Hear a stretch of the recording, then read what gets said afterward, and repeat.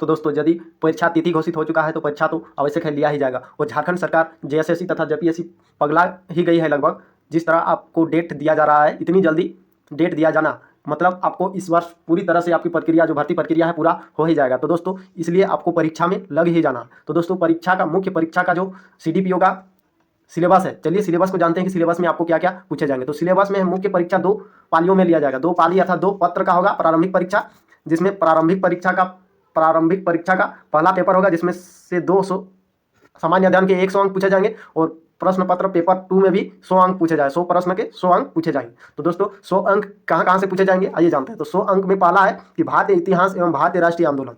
तो दोस्तों भारतीय इतिहास, ज़्यादा इतिहास में विश्व इतिहास नहीं पढ़ना, भारतीय इतिहास एवं भारतीय राष्ट्रीय आंदोलन। तो दोस्तों भारतीय इतिहास तो ज़्यादा पढ़ना नहीं है, भारतीय राष्ट्रीय आंदोलन सबसे ज़्यादा इसी से ही पूछा जाता है। और उसके बाद है भारत एवं विश्व का भूगोल, भारत एवं विश्व का भूगोल। उसके बाद भारतीय राज्य व्यवस्था एवं अर्थव्यवस्था। भारतीय राज्य व्यवस्था अर्थात भारत के संविधान के बारे में जितने हैं, और अर्थव्यवस्था अर्थात अर्थशास्त्र के बारे में, भारत की अर्थव्यवस्था कैसी है उसके बारे में पूछा जाएगा। और अगला है इंपॉर्टेंट, इसी टॉपिक से सबसे ज़्यादा पूछे जाएंगे। तो ये टॉपिक है झारखंड का इतिहास, भूगोल, अर्थव्यवस्था एवं संस्कृति। इस टॉपिक से सबसे ज़्यादा क्वेश्चन पूछे जाएंगे।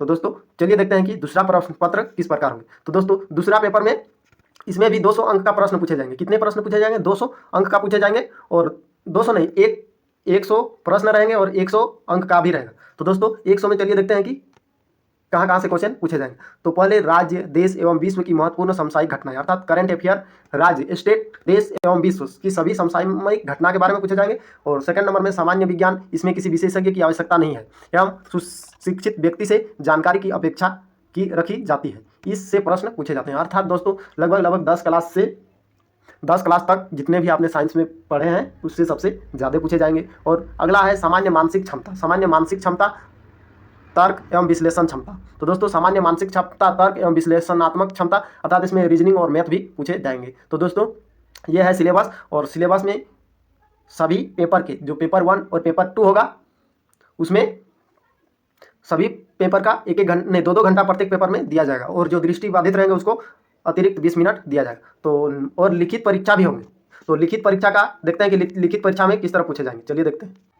और अगला पेपर जो मुख्य लिखित परीक्षा होगा, इसमें केवल पास मार्क लाना होगा। मुख्य लिखित परीक्षा है तो निम्न विषय होंगे। इसमें से हिंदी 100 अंक का होगा और हिंदी के अंक क्वालिफिकेशन होंगे। और इस क्वालिफिकेशन में आपको क्वालिफिकेशन के लिए 30% या 30 अंक लाना होगा। और इसके अंक को मेधा सूची अर्थात मेरिट लिस्ट में नहीं लिया जाएगा। और इसके जो वैकल्पिक प्रश्न होंगे, सामान्य अध्ययन 2 पत्र के होंगे, प्रत्येक 100 अंकों के होंगे। और वैकल्पिक विषय, जैसे वैकल्पिक विषय में गृह विज्ञान, मनोविज्ञान, समाजशास्त्र, श्रम एवं समाज कल्याण, इनमें से किन्हीं एक विषय का चयन अभ्यर्थी अपनी इच्छा से कर सकेंगे। और वैकल्पिक विषय में 2 पत्र होंगे, प्रत्येक पत्र 200 अंक का होगा। और नोट मुख्य परीक्षा हेतु निर्धारित विषय की पाठ्यांक आयोग की वेबसाइट पर उपलब्ध करा दी जाएगी। तो दोस्तों ये थे सिलेबस। तो दोस्तों गृह विज्ञान, मनोविज्ञान, समाजशास्त्र, यदि आप इसका बुक्स PDF चाहते हैं तो हमारे टेलीग्राम ग्रुप में ज्वाइन करें, जोहार जॉब्स में। हम वहीं पर इसका बुक्स PDF डाल देंगे। तो थैंक यू दोस्तों, धन्यवाद।